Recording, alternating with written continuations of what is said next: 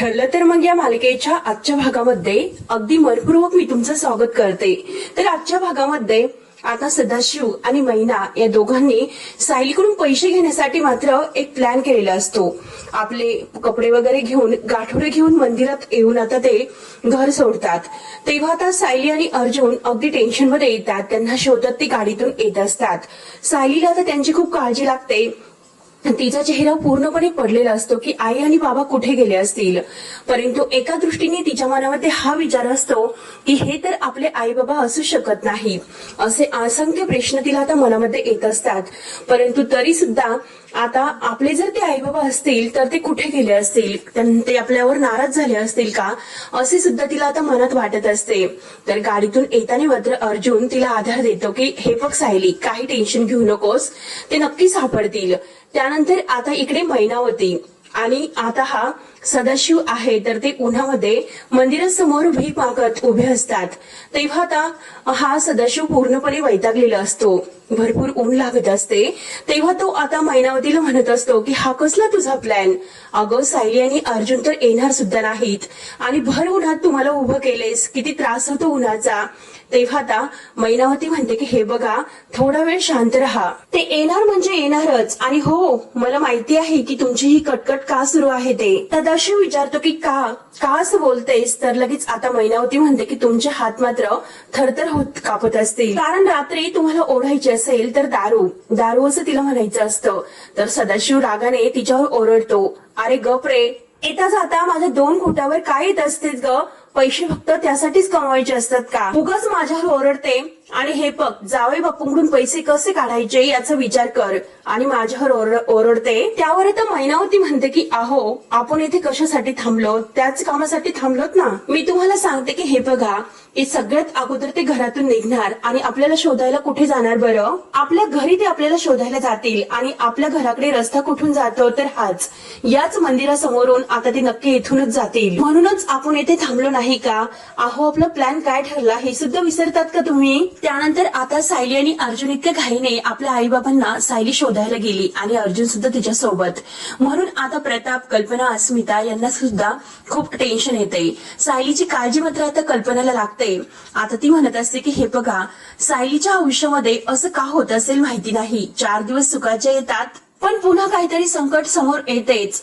त्यानंतर मात्र आता इकडे सायली आणि अर्जुन रोडने अगदी घनदाट जंगलातून आता ह्या दोघांना शोधत येत असतात। त्यानंतर आता प्रताप कल्पनाला विचारतो की अगं कल्पना, सायलीचे आई बाबा असे न सांगतात निघून गेले, हे तू पूर्णाईला सांगितलं नाही ना। नाही, उगाच ते टेन्शन घेईल म्हणून मी तुला सर्व हे विचारतो। त्यावर त्या कल्पना म्हणते की नाही हो, मी अजूनपर्यंत पूर्णाईला काही सांगितले नाही, परंतु त्या जर बाहेर आल्या आणि त्यांनी जर आपले चेहरे बघितले तर नक्की त्यांना काहीतरी समजेल की काहीतरी घडलेलं आहे म्हणून। त्यावर आता अस्मिता म्हणते की हो ना, सायलीचं नशीबच खराब आहे, कारण 24 तास ती तन्वी आता तिला त्रास देत असते आणि त्यात म्हणजे तिचे ते आई बाबा सापडले तर ते सुद्धा तिला त्रासच द्यायला लागले। त्यावर आता हे ऐकून प्रताप म्हणतो की अस्मिता, तर अस्मिता म्हणते की अहो नाही तसे नाही, परंतु ते जेव्हापासून या घरात आले तेव्हापासून काही ना काही सुरू आहे म्हणून मी हे सर्व म्हणते। तेव्हा आता कल्पना रागाने अस्मितावर रागवते आणि म्हणते की हे बघ अगं, काही पण बोलशील का, अगं काही बोलण्यापेक्षा जरा शांत राहिली तर चांगलं होईल। त्यावर आता लगेच अस्मिता शांत होते। तर इकडे आता अर्जुन आणि सायली बरोबर आता मंदिराच्या त्या रोडने येत असतात। आता सदाशिवचं लक्ष जातं, सदाशिव लगेच मैनावतीला म्हणतो की हे बघ अगं, ते बघ आले आणि ती जावई बापूंचीच गाडी दिसते ना। तर मैनावती अगदी डोकावून बघते आणि बघून म्हणते की हो आणि चला चला। आता दोघेही अगदी धावतात, रोडवर येतात, कारण आता सायली आणि अर्जुन समोर येण्यासाठी मात्र त्यांनी हे सर्व नाटक केलेलं असतं। आता समोर येतात, मैनावती आपली साडी वर खोचते आणि धावतच येते आणि मुद्दाम आता त्यांना दिसण्यासाठी समोर काही लोक जात असतात। रोडने जाणाऱ्या येणाऱ्या लोकांना आता पैसे द्या म्हणून भीक मागण्याचा ते आता हे नाटक करतात। तेव्हा आता सायली आणि अर्जुन या दोघांचंही लक्ष जातं। सायली जेव्हा हे दृश्य बघते तर तिला खूप मोठा धक्का बसतो। तेव्हा आता सायलीला इतकं जबर शॉक बसलेला असतो की आता आपले आई बाबा भीक मागत आहे, ते पण रोडवर आणि मंदिरासमोर। आता मात्र सायली लगेच जोरात मम्मा असं म्हणते तर अर्जुनचं सुद्धा लक्ष जाते। तर आता हे दोघे नाटक करत जात असतात सायली आणि अर्जुन या दोघांकडून पैसे घेण्यासाठी. सायली आणि अर्जुन गाडीच्या खाली उतरतात. सायली धावतच मात्र आता त्या आई आणि बाबांजवळ येते. सायली त्यांचा हात धरते आणि म्हणते की आई आणि बाबा तुम्ही इथे काय करतात. अर्जुन सुद्धा धावत येतो. तर सदाशिव म्हणतो की काय, किंवा आता मुद्दाम दोघेही खाली मान घालतात आणि कुठे काय असं म्हणतात. सायलीला खूप वाईट वाटतं. सायली म्हणते की काय तुम्ही भीक मागत होतात. तेव्हा आता दोघेही मान नाही असं म्हणून डोलावतात. आता हे सर्व यांचं नाटक सुरू असतं. सायली म्हणते की नक्की तुम्ही भीक मागत होतात. अहो तुम्ही घरामध्ये कुठेही दिसले नाहीत. मला असे वाटले की तुम्ही घरी गेला असतात. आम्ही तुम्हाला शोधायला निघालो आणि तुम्ही इथे असं रोडमध्ये भीक मागता. त्यावर आता मैनावती खाली मान घालत म्हणते की अगं सायली तू इथे येशील हे वाटलं नव्हतं आम्हाला, आणि जर तुम्ही हे सर्व बघितलं नसतं तर तुम्हाला कळाले सुद्धा नसते आमच्यावर काय वेळ आली ती. त्यावर आता सायली विचारते की अहो पण तुम्ही हे सर्व का करतात. तर सदाशिव आता अगदी चेहरा आता वाकडा तिकडं करत म्हणतो की मग काय करणार, कारण आमच्यावर ही वेळ आली आहे मग करावंच लागेल हे सर्व. म्हणजे कसं आहे की ऐन दिवाळीत मी तुमच्या घरी होतो, तिकडे माझं दुकान बंद राहील आणि माझा धंदा बुडाला, खूप नुकसान झाले. जावई बापू तुम्ही सांगा की आमच्याकडे काय पर्याय होता. भीक मागल्याशिवाय काही पर्याय नव्हता, कारण घरी जर गेलो असतो तर काही खायला होते का. त्यामुळे भीकच मागावी लागली. काही पैसे पोटासाठी गोळाच करावे लागले. तेव्हा आता सायली म्हणते की पण तुम्हाला घरी का जायचं, आम्ही आहोत ना, मी आहे ना तुमच्यासाठी. तेव्हा मैनावती रडण्याचं थोडंसं नाटक करते आणि म्हणते की हे बघ सायली, अगं आम्हाला आता कळाले की आता मात्र यापुढे आम्ही तुझ्यावर अवलंबून नाही राहू शकत. आणि सायलीच्या चेहऱ्यावरून डोक्यावरून हात फिरवते आणि म्हणते की पोरी अगं तू तुझ्या घरी सुखी राहा. आता आम्हाला आमच्या पोटाचं बघायला नको का. पोट जर भरण्यासाठी आम्हाला काम धंदा वगैरे काहीतरी करावंच लागेल. अर्जुन आता यांच्याकडे बघतच असतो. आता काय उत्तर द्यावं हेच अर्जुनला कळत नाही, कारण हे सायलीचे आई बाबा असू शकत नाही असा मात्र संशय मात्र अर्जुन आणि सायली या दोघांच्या डोक्यात तर सुरूच असतो. त्यावर आता हे सर्व बघून आणि ऐकून अर्जुन म्हणतो की हे बघा येथे खूप लोक आहेत, अथवा मंदिरासमोर तुम्ही असे करू नका, चला घरी चला आमच्यासोबत. तर सदाशिव रडण्याचं थोडंसं नाटक करतो आणि म्हणतो की नाही जावई बापू, आमची लायकी आहे तर ती भीक मागण्याची आहे, त्यामुळे आम्हाला भीकच मागून द्या. त्यावर आता सायली म्हणते की हे बघा आई बाबा, तुम्ही जर आता यावेळेस माझं ऐकलं नाही तर मी कधीही तुमच्याशी नाही बोलणार ते, त्यामुळे तुम्ही घरी चला बरं. तेव्हा आता हे दोघंही नाटक करत नाही म्हणतात. त्यांना घरी जायचंच असतं, परंतु सायली केव्हा पैसे आपल्याला देण्यासाठी होकार देईल याची ते वाट बघून असतात. तर अर्जुन म्हणतो की चला गाडीमध्ये बसा लवकर. तेव्हा आता मैनावती आणि सदाशिव नाटक करत म्हणतात की नाही आम्ही आमच्या घरी जातो. तेव्हा आता अर्जुन थोडासा रागवतो आणि रागाने म्हणतो की मोठ्या आवाजात गाडीमध्ये बसा म्हणून. तर सायली मात्र आता सदाशिव आणि मैनावतीच्या हाताला धरते आणि त्यांना गाडीजवळ घेऊन येते. तेव्हा सायली त्या दोघांना मागे बसवते. आता मात्र ते दोघे मागे बसतात, परंतु अर्जुनचं लक्ष आरशामधून आता त्यांच्याकडे असतं. तर आता मैनावती आणि सदाशिव एकमेकांकडे बघून हसतात. आता अर्जुन बारीक लक्ष देऊन त्यांच्याकडे बघतो, तर आता ते का हसतात हे अर्जुनच्या लक्षात येते. तेव्हा मात्र आता सायली गाडीमध्ये बसते. तर सायली त्यांच्याकडे आता आईबाबांकडे वळून बघते, तर पुन्हा ते नॉर्मल आपले चेहरे असे पुन्हा पहिल्यासारखे करतात आणि खूप नाराज आहे असे दाखवतात. अर्जुन बरोबर यांची थेरी ओळखतो की नक्की यांचे हावभाव काय आहे ते बरोबर अर्जुनच्या लक्षात येते. त्यानंतर आता अर्जुन आणि सायली त्या दोघांना घरी घेऊन येतात. कल्पना ही दाराशीच असते. कल्पनाला अजून वाटते की अजून ते आले नाही, म्हणून ती प्रतापला म्हणत असते की हे बघा तुम्ही अर्जुनला फोन करा आणि विचारा की सायलीचे आई बाबा सापडले की नाही. त्यावर आता प्रताप कल्पनाला समजावतो की हे बघ जर आपण परत परत सारखा कॉल केला तर अर्जुनला सुद्धा खूप टेन्शन येईल, त्यामुळे आता आपण कॉल करायला नको, आता आपण थोडा वेळ वाट बघूयात. त्यानंतर तेवढ्यात आता अस्मिताच्या मोबाईलवर मात्र सचिनचा कॉल येतो. आता सचिनचा कॉल बघून अस्मिता इतकी खुश होते, धावतच थोडीशी पुढे जाते आणि म्हणते की काय सचिन, अरे मला सरप्राईज देण्यासाठी तू दाराशी उभा आहेत का. तर इकडे सचिन गाडीतून बोलतो, अगं मी अजून इथूनच निघालो नाही, तू वेडी आहेस का. तर अस्मिता म्हणते की अरे मग तुम्हाला असे वेडी आशा का लावून ठेवतो रे, मी किती वाट बघते तुझी. त्यावर आता सचिन म्हणतो की हे बघ चांगलंच माहिती आहे, आणि बघ ना अगं अस्मिता, मला सुद्धा तुम्हाला सगळ्यांना भेटायची खूप इच्छा आहे, तुम्हाला दोघांना म्हणजे बाळाला आणि बाळाच्या आईला. तर अस्मिता आता अगदी खूप लाजते आणि गोड आता हसते. सचिन पुढे म्हणतो की हे बघ अस्मिता, तुला तर माहिती आहे ना तुमच्या दोघांपेक्षा स्पेशल माझ्यासाठी दुसरं काही नाही म्हणून. तेव्हा मात्र आता अस्मिता खूप लाजून फोन ठेवते. त्यानंतर आता इकडे मात्र आता या सचिनचा तिचा काहीतरी संबंध असतो. ती मात्र आता हे सर्व ऐकून हसत असते आणि तेवढ्यात ते महिपत येतो. महिपत मात्र साक्षीला म्हणतो की काय काय सुरू आहे तर तुमचं.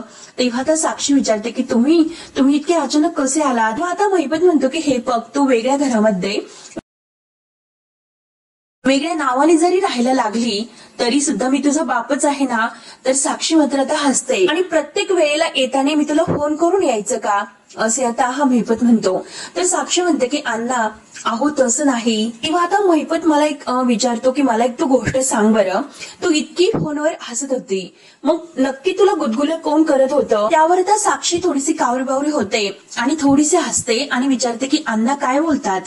तेव्हा महिपत म्हणतो की अगं आता तू फोनवर जसे गुदगुले केल्यासारखं हसत होती, नक्की फोनवर कोण होते ते सांग. म्हणजे नक्की तू कुणाशी तरी गप्पा करत बोलत होती, नक्की कोण आहे की तुला असं गुदगुल्या करते. तर साक्षी खुश होते आणि म्हणते की अण्णा मी तुम्हाला नक्की सर्व काही सांगते, फक्त थोडंसं वेळ जाऊन द्या, त्यानंतर मी तुम्हाला सर्व काही सांगते. तर महिपत आता म्हणतो की हे पग पोरी, तू आणखीन काही गोळ घालून ठेवू नकोस. हे पग साक्षी शिकरे आहे ती आता मेलेली आहे. तिचे जे जुने मित्र मैत्रिणी आहेत ना ते सुद्धा गेले, ते सुद्धा तुझ्या बरोबरच मेले. त्यामुळे आता जे काही आहे तुझी नवीन ओळख तर ती नवीन ओळखच असेल. त्यामुळे आता यापुढे मात्र तू जुन्या कोणत्याही अगदी लोकांच्या संपर्कात राहायचं नाही, त्यांच्याशी अगदी टच करायचं नाही. नाहीतर आपण जो प्लॅन केलेला आहे त्या सगळ्या प्लॅनवर तू पाणी ओतशील. त्यावर आता साक्षी ही अगदी नॉर्मलपणे म्हणते की हो अण्णा मान्य आहे मला, साक्षी शिकरे मेलीही आणि तिच्याबरोबर तिच्या मित्र आणि मैत्रिणी सुद्धा मेल्यात, परंतु समीरा शेखरला मैत्रिणी तर असू शकतात. तेव्हा आता हे सर्व ऐकून महिपत विचारतो की म्हणजे अच्छा तुला कोणी नवीन मित्र भेटलेला आहे का. तर आता हा अस्मिताचा जो नवरा आहे तर हा साक्षीने त्याच्याशी कॉन्टॅक्ट ठेवलेला असतो. त्यावर तर साक्षी ही अण्णांना म्हणते की हे बघा समीरा शेखर हे नाव लोकांपर्यंत जास्तीत जास्त पोहोचावं म्हणूनच मी काही सोशल मीडिया अकाउंट ओपन केलेले आहेत आणि त्यातच मला एक जण भेटलेला आहे. तर आता हे सर्व ऐकून महिपत म्हणतं की हो नक्कीच पसरव, तू तुझं नाव आहे तर ते सगळीकडे पसरव आणि हे जे काही तुझे आता झालेले नवीन मित्रमैत्रिणी असतील तर त्यांना मी नक्की भेटेल, परंतु नंतर. तेव्हा आता साक्षी तर खूप खुश होऊन हसते. त्यानंतर आता इकडे नागराज आता ते जे काही इडल्या आणि सांबर आहे, इडल्या चटणी वगैरे आहे तर ते त्याचा डब्बा घेऊन घाईने सुभेदारांच्या घरात येतो. कारण आता त्याला ते कारण हवंच असतं, कारण प्रियाचा फोन त्याला मिळवायचा असतो. तेव्हा आता नागराज दाराशी येतो तर प्रिया आता डायनिंग टेबलवर बसलेली असते. प्रताप, कल्पना आणि अस्मिता मात्र तेथेच असतात. तर नागराज म्हणतो की येऊ का आत. तेव्हा आता मात्र कल्पना, अस्मिता आणि प्रताप नागराजला बघून खुश होतात. तर कल्पना म्हणते की या ना भाऊजी, अहो आज तर तुम्ही अचानक आलात. तर त्यावर आता नागराज म्हणतो की आमच्या बायकोने स्पेशल इडल्या केलेल्या आहेत आणि किल्लेदारांकडे जर असं काही स्पेशल बनलं तर ते सुभेदारांकडे येत नाही, असे कधी झाले का. तर प्रिया मात्र अगदी बारीक लक्ष देऊन ह्या नागराजकडे बघत असते. तर नागराज म्हणत असतो की म्हणून तर ह्या स्पेशल इडल्या मी घेऊन आलो, म्हणून सगळ्यांसाठी अगदी गरम गरम दिलेल्या आहेत आणि त्यात अगदी स्पेशल चटणी सुद्धा आहे. तर प्रिया मात्र बारीक लक्ष देऊन नागराजकडे बघत असते. नागराजचे हे सर्व काही ऐकून प्रिया मात्र त्याच्याकडे बारीक लक्ष देऊन बघत असते आणि आपल्या मनात म्हणते की अरे नागोबा, इडल्यांचं तर फक्त निमित्त आहे. आज मात्र सुमीने पोहे जरी बनवले असते ना तरी सुद्धा तू ते घेऊन आला असता. नक्की तुझ्या मनामध्ये काहीतरी शिजत आहे म्हणूनच तू इकडे आला असेल. आता प्रियाचा संशय आहे तो बरोबर खरा ठरतो. नागराज कल्पनाच्या हातामध्ये ती बॅग देतो आणि म्हणतो की चला आता निघतो. तर कल्पना म्हणते की नाही हो, तुम्ही बसा भाऊजी, मी तुमच्यासाठी तोपर्यंत चहा बनवते. तर कल्पना आता अस्मिताला म्हणते की चल आपण आज जाऊया. तर त्या दोघे आज जातात. प्रताप नागराजला विचारतो की काय मस्त आहे ना. नागराज म्हणतो की हो हो मस्त. आणि तेवढ्यात प्रतापच्या मोबाईलवर मात्र नागराजचा फोन येतो. तेव्हा आता प्रताप म्हणतो की नागराज अरे हे बघ एक महत्वाचा फोन येतोय, मी येतोय. आता प्रताप आतमध्ये गेल्यानंतर नागराज म्हणतो की काय तन्वी कशी आहेस. तेव्हा आता ही प्रिया मात्र नागराज जवळ हसूनच येते आणि म्हणते की काय काका अरे कसं आहेस तू. तर नागराज हसून म्हणतो की मस्त आहे. तेव्हा मात्र आता प्रिया तर हसते आणि नागराजला हळूच म्हणते की बरं झालं आज तुम्ही इथे आलात, तर तुम्हाला अगदी गुड न्यूज देण्यासाठी फोन तर करावाच लागला असता. तेव्हा ते ऐकून नागराज विचारतो की काय कसली गुड न्यूज बद्दल बोलते. प्रिया खुश होत म्हणते की मी जे सायलीचे आई बाबा इथे पाठवले होते ना तर ते पळून गेले. तेव्हा ते ऐकून नागराज म्हणतो की काय बोलते, पळून गेले. तर प्रिया हसून म्हणते की हो पळून गेलेत. तर नागराज म्हणतो की म्हणजे तू इतक्यात त्यांना पळून सुद्धा लावले. तर प्रिया म्हणते की हो. तेव्हा नागराज थोडासा अगदी इकडे तिकडे बघत असतो आणि तेवढ्या समोरून सायली अर्जुन आता तिच्या आईबाबांना सायली घेऊन येताना मात्र आता समोरून दरवाजात आता या नागराजला दिसते. नागराज आता बघतच राहतो आणि त्याला हसू येते आणि म्हणतो की बॅड न्यूज. तर प्रिया विचारते की काय. तर आता नागराज म्हणतो की अगं तुझ्यासाठी बॅड न्यूज आहे तर ती चालत येते बघ. प्रिया तर समोर बघते तर प्रियाला अगदी धक्काच बसतो कारण मैनावती आणि सदाशिव परत येत आहे हे आता समोरून प्रियाला सुद्धा दिसते आणि ते पण अर्जुन आणि सायलीच्या सोबत. तर नागराज आता हसतो. तेवढ्यात प्रताप बाहेर येतो आणि प्रताप मात्र आता नागराजला म्हणत असतो की नागराज अरे मी काय म्हणतो. तर आता नागराज लगेच म्हणतो की ते बघ अर्जुन आणि सायली सुद्धा आलेत. तर प्रतापचं लक्ष जाते. प्रताप घाईने आता कल्पनाला आवाज देतो की अगं अर्जुन आलेला आहे. तर कल्पना धावतच बाहेर येते परंतु प्रियाचा चेहरा मात्र पूर्णपणे पडतो. ते अगदी अगदी खाली मान घालून बघत असतात. आता अर्जुन आणि सायली मैनावती आणि सदाशिवला घेऊन दरवाजात उभे असतात. कल्पना विचारते की काय तुम्ही कुठे होता आम्हाला तुमची किती काळजी वाटत होती. तेव्हा सायली आई बाबांना आत यायला सांगते. तेव्हा आता सदाशिव आणि मैना मात्र अर्जुन सायली सोबत आत येतात. तर कल्पना विचारते की काय अहो तुम्ही कुठे होता. तर अस्मिता विचारते की काय तुमच्या अंगाला माती कुठून लागली काही ऍक्सिडेंट वगैरे झाला की काय. तेव्हा प्रिया बारीक लक्ष देऊन त्यांच्याकडे पाहतच असते. तर कल्पना म्हणते की अरे बसा खाली. अस्मिता जा लवकर तू त्यांच्यासाठी पाणी घेऊन ये बरं. तर सायली आई आणि बाबांना बसायला सांगते. तर ह्या दोघांच्याही खाली मान असतात. तेव्हा अस्मिता त्या दोघांना पाणी आणून देते. तर ते दोघेही पाणी घेतात. तर आता अस्मिता अर्जुनला विचारते की अरे नक्की काय झाले होते हे सांगशील का. त्यावर आता हे ऐकून अर्जुन म्हणतो की हे बघ ऍक्च्युली आम्ही यांना बघायला घरी निघालो होतो परंतु जाताना मात्र आता हे आम्हाला वाटेतच भेटले आणि ते घरी नव्हते. तेव्हा मात्र लगेच सदाशिव म्हणतो की पण आम्ही घरी गेलोच नव्हतो आम्ही देवळामध्ये पाया पडायला गेलो होतो हो की नाही ग मैनाला विचारतो. तेव्हा अर्जुन आणि सायली मात्र हे किती खोटं बोलतात म्हणून त्या दोघांकडे बघत असतात. तर कल्पना विचारते की तुम्ही असे न सांगताच गेला होतात का. तर मैनावती म्हणते की हो. आणि हे बघा ताई अहो कसं आहे की आमची लेक आम्हाला मिळाली मग देवाचे आभार मानायला नको का. तेव्हा आता सायलीला आणि अर्जुनला मात्र हे दोघे किती खोटं बोलतात याचा खूप राग येत असतो. मैनावती पुढे म्हणते की हो म्हणूनच आम्ही देवळामध्ये गेलो होतो. आम्हाला वाटलं की अगोदर देवळात जावे देवाचे आभार मानावे म्हणून देवदर्शनाला देवळात गेलो होतो. तेव्हा आता सायली आणि अर्जुन एकमेकांकडे बघतात. तर आता हे सर्व बघून नागराज लगेच विचारतो की देवळामध्ये तुमचे कपडे इतके खराब झालेच कसे. तेव्हा आता सदाशिव म्हणतो की हे बघा कसे काय झाले कारण देवळामध्ये दर्शन घेण्यासाठी पायऱ्यात अगदी चढत होतो आणि त्या अगोदर मी चप्पल आहे तर ती तेथे काढली आणि एक बारकं पोरगं होतं तर ते वरून पायऱ्यावरून धावत आलं आणि त्याचा मला धक्का लागला आणि मी खाली पडलो आणि तेव्हा मला लागले. तर सायलीला खूप राग येतो. सायली रागाने मात्र आता हे दोघांकडे बघते. तर आता सदाशिव म्हणतो की हे बघा गुडघ्याला सुद्धा लागले आणि आता आपला गुडघा हाताने धरतो आणि जोरात अगदी त्रास होत आहे म्हणून जोरात ओरडतो. मैनावती म्हणते की हो हो. आता मात्र सायलीला इतका राग आलेला असतो कारण हे दोघं किती खोटं बोलतात याचा प्रूफ मात्र सायलीला लगेच मिळालेला असतो. प्रिया बारीक लक्ष देऊन त्या दोघांकडे बघत असते आणि तेव्हा आता ह्या म्हणजे सदाशिवचं नाटक सुरूच असतं. सदाशिव म्हणतो की अहो मुक्का मार लागला आणि इतकं त्रास होतो काय सांगू. तर लगेच आता सायली इतक्या रागाने बघत असते. मागच्या वेळेस आता मैनावतीला सुद्धा तिच्या गुडघ्याला लागले आणि आता आम्ही जेव्हा डॉक्टरांकडे गेलो तर तो एक भला माणूस होता. तेव्हा आता तो घडलेला प्रकार आहे तर तो सायलीच्या डोळ्यासमोर येतो आणि प्रत्येक वेळेस हे नक्की नाटकच करत असतील खोटं बोलत असतील हे सायलीच्या आता पूर्णपणे लक्षात येते.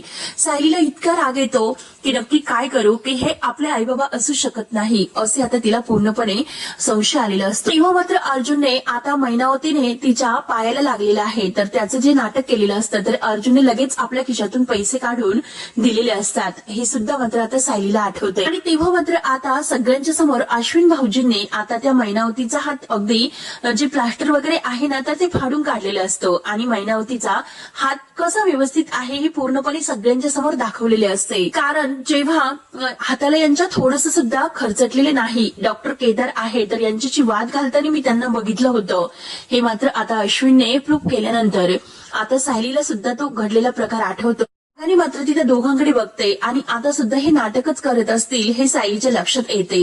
त्यानंतर प्रताप आता त्या दोघांच्या हातात जी काही गाठोडे असतात तर त्याबद्दल विचारतो की ही गाठोडे तर कशी ती बोचकी कशाची आहे. तर सदाशिव म्हणतो ती बोचकी आहे ना तर ते आमच्या घरून कपडे घेऊन आलोत आम्ही येताने. सायलीला मात्र यांचं हे खोटं बोलणं आता सहन होत नाही. सायली लगेच म्हणते की बास बास करा तुमचे जी बोलणं आहे तर ते बास करा, आता रूम मध्ये निघून जा. तेव्हा आता अर्जुन ह्या दोघांकडे बघतो आणि सायलीला म्हणतो की चल सायली जरा वर चल माझ्यासोबत, मला तुझ्याशी बोलायचं आहे. तर प्रिया मात्र आता हे दोघांकडे बारीक लक्ष देऊन बघत असते. नक्की सायली आणि अर्जुन या दोघांना यांचा संशय आला की काय हे प्रियाच्या लक्षात येते. तर सायली अर्जुनला म्हणते की त्या अगोदर मला आई बाबांशी काहीतरी बोलायचं आहे, ते पण महत्वाचे.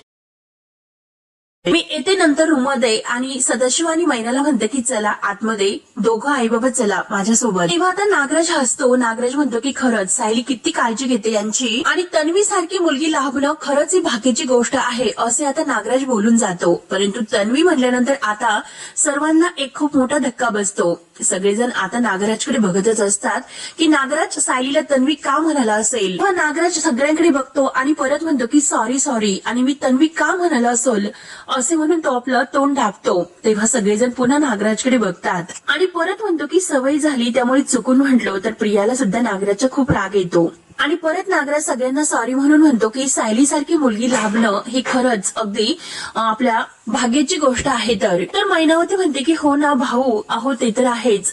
तर सायली आता या दोघांना म्हणते की चला रूम मध्ये चला. सदाशिव थोडंस लंगडण्याचं नाटक करतो. मैनावती म्हणते की जरा सावकाश. तेव्हा सायली आणि अर्जुन दोघंही यांच्याकडे बघतच असतात. तर आता सदाशिव थोडंसं नाटक करतो. मैनावती म्हणते की अहो चला मी आहे ना तुमच्या सोबत चला. आता मात्र सायली आणि अर्जुनला पूर्ण संशय येतो. मात्र ते रागाने आता राग सुद्धा खूप येतो. सायली लगेच त्यांच्या मागे त्यांच्या रूममध्ये जाते. आता अर्जुन सुद्धा आपल्या रूममध्ये निघून जातो. तर कल्पना अस्मिताला म्हणते की चल आपण सायलीच्या आईबाबांसाठी चहा ठेवूयात. तर प्रताप मात्र आता नागराजला म्हणतो की मी आलोच, म्हणून प्रताप सुद्धा आत जातो. प्रिया समोर खुर्चीवरच बसलेली असते आणि नागराज आता तेथे एकटा असतो. आता मात्र प्रिया सुद्धा रागाने नागराजकडे बघत आपल्या रूममध्ये निघून जाते. आता प्रियाचा फोन मात्र तेथे डायनिंग टेबलवरच राहिलेला असतो. आता नागराजचं त्या फोनकडे लक्ष जाते. तेव्हा मात्र नागराज तो फोन उचलतो आणि आता तो कल्पनाला म्हणतो की वहिनी जा आता मी निघतो, कारण मला एक फोन आलेला आहे महत्वाचा, मला एक फोन आला होता. आणि कल्पना म्हणते की अहो भाऊजी चहा तर घेऊन जा. नागराज म्हणतो की नाही पुढच्या वेळेस. आणि बोलून आता तो तन्वीचा मोबाईल घेतो आणि घाईने मात्र आता गाडीजवळ येतो. तोपर्यंत मात्र आता गाडीमध्ये मात्र जो मुलगा आहे राजेश तर तो बसलेला असतो. घाईने मात्र तो आता गाडीमध्ये बसतो आणि तन्वीचा जो मोबाईल आहे तर त्या मुलाच्या हातात देऊन म्हणतो की हे बघ आता ह्या मोबाईलमध्ये तो व्हिडिओ कुठे आहे तर तो शोध आणि लवकरात लवकर तो व्हिडिओ डिलीट करून टाक. तेव्हा आता तो मुलगा म्हणतो की त्या अगोदर हा फोन अनलॉक करावा लागेल. तर नागराज म्हणतो की अरे कर ना. तेव्हा आता झाला का अनलॉक. तेव्हा तो मुलगा म्हणतो की करतोय. त्यानंतर आता इकडे मैनावती अगदी घाम पुसतच आता रूममध्ये येते आणि सदाशिव त्यांच्याबरोबर सायली तर असतेच. मैनावती एसी ऑन करते आणि परत आता खूप अगदी तिला त्रास होत आहे, कंबर वगैरे दुखते, पाय वगैरे दुखतात, म्हणून आई आणि बाई करत असते. सायली मात्र रागाने त्या दोघांकडे बघतच असते. मैनावती आणि सदाशिव या दोघांचं लक्ष नसतं की सायली आपल्या मागे रूममध्ये आलेली आहे म्हणून. तेव्हा त्या दोघेही मस्त आपली घाम वगैरे पुसत एसीत बसतात. तर आता सायलीला जेव्हा मैनावती बघते हातामध्ये एसीचा असतो, सायली मात्र रागाने बघते. तर मैनावती म्हणते की अगं ते बघ ना बाहेर खूप गरम होत होतं आणि डोकं जरा जास्त गरम होत होतं, बाहेर खूप ऊन लागले त्यामुळे चक्कर वगैरे यायला नको म्हणून एसी ऑन केला होता. तेव्हा आता सायली रागाने म्हणते की हे बघा गाडीमध्ये मी तुम्हाला काही विचारलेलं नाही, पण आता मात्र माझ्या प्रश्नाचं खरं खरं उत्तर द्या. तुम्ही रस्त्यावर असे भीक का मागत होतात. तेव्हा मैनावती रडण्याचं नाटक करते. म्हणते की अगं पोरी आता मात्र तुला सांगितले ना की आमच्या पोटा पाण्याचं आम्हालाच बघावं लागेल म्हणून, आणि किती वेळा तू एकच प्रश्न विचारशील ग. तर सायली म्हणते की इतकी आवाळ होते का तुमची या घरामध्ये, अगदी तुम्हाला इथे खायला सुद्धा मिळत नाही का. आणि जर तुम्हाला पोटापुरते पैसे पाहिजे असेल तर तुमचं दुकान आहे ना त्यासाठी, हातामध्ये शिवणकला आहे, मग तुम्हाला भीक मागण्याची काय गरज आहे. त्यानंतर मात्र आता इकडे तन्वीचा म्हणजे या प्रियाचा फोन अनलॉक झालेला असतो. ते बघून आता तो नागराजला सांगतो. तर आता नागराज खुश होत म्हणतो की चल आता तो व्हिडिओ शोधून घे. तेव्हा तो मुलगा म्हणतो की बरं ठीक आहे. तर सायली आपल्या आईबाबांना समजावते की म्हणते की हे बघा सुभेदारांचं या शहरामध्ये खूप मोठं नाव आहे आणि तुम्ही त्यांचे व्याही आहात, त्यामुळे तुम्हाला त्यांचा सुद्धा आणि स्वतःचा सुद्धा मान राखायला हवा. आणि ते पण काही न करता तुम्ही उलट सगळ्यांशी खोटं बोलतात. तेव्हा सदाशिव विचारतो की अगं खोटं कधी बोललो आम्ही. तेव्हा सायली म्हणते की देवळामध्ये घसरून पडलात हे काही कमी होतं का. आणि मला आश्चर्य या गोष्टीचं वाटतं की तुम्हाला खोटं बोलताना विचार सुद्धा करावा लागला नाही, तर ज्या गोष्टी घडलेल्या नाही तर त्या गोष्टींचं सुद्धा इतकं बारीक वर्णन तुम्ही केले. तेव्हा मात्र आता मैनावती थोडंसं रडण्याचं नाटक करत म्हणते की नाही सायली, अगं आम्ही देवळाबाहेर भीक मागत होतो, ते तुला नाही आवडलं, मग तुझ्या सासू सासऱ्यांना आम्ही कोणत्या तोंडाने सांगणार होतो बरं, म्हणून त्यावेळी जे काही सुचलं ना तर ते बोलत गेलो. सदाशिव आता रडत नाटक करत म्हणतो की या अगोदर सुद्धा अगं आम्ही कधीही खोटं नाही बोललो सायले, पण मी आता हात जोडतो, कान पकडतो, माझी चूक झाली, यापुढे खोटं नाही बोलणार, एकदा आम्हाला माफ कर सायली. म्हणून आता सायली समोर हात जोडण्याचं नाटक करतात. मैनावती रडण्याचं नाटक करत म्हणते की अगं भीक मागितली ती चूक झाली, खोटं बोललो ती चूक झाली, परत असं नाही होणार, माफ कर आम्हाला सायली, तू आम्हाला पोटामध्ये घाल ग. तर सायली आता दोघांकडे बघत असते. तर मित्रांनो हा भाग येथे संपतो. पुढील भागामध्ये आता मात्र हा नागराजला तो व्हिडिओ मिळतो. राकेश म्हणतो की तो व्हिडिओ मिळाला सर. तेव्हा नागराज म्हणतो की हे पग चल डिलीट कर. आणि तेवढ्यात प्रिया मात्र आता गाडीजवळ येऊन उभी राहते आणि हात पुढे करत आता नागराजला म्हणते की व्हिडिओ डिलीट झाला का. तर आता नागराज आणि तो मुलगा प्रियाकडे बघत असतात. त्यानंतर मात्र आता इकडे सायली ही अर्जुनला म्हणते की का कुणास ठाऊक ते माझे आई बाबा आहे हे मला नाहीच अगदी वाटत, कारण मला त्यांच्यावर संशय येतो. फक्त त्यांनी आता माझा एक फोटो दाखवला आणि तो फोटो दाखवल्यामुळे त्या आधारे तुम्ही त्यांना घरी घेऊन आलात. तेव्हा आता अर्जुन सुद्धा म्हणतो की हो तुझ्यात आणि तुझ्या आईत कोणत्याही गोष्टी सेम नाहीत, म्हणूनच एक खूप महत्वाची स्टेप घेतली. मी तुझी आणि तुझ्या आईची DNA टेस्ट केली आणि ते रिपोर्ट मात्र तो सायलीला दाखवतो.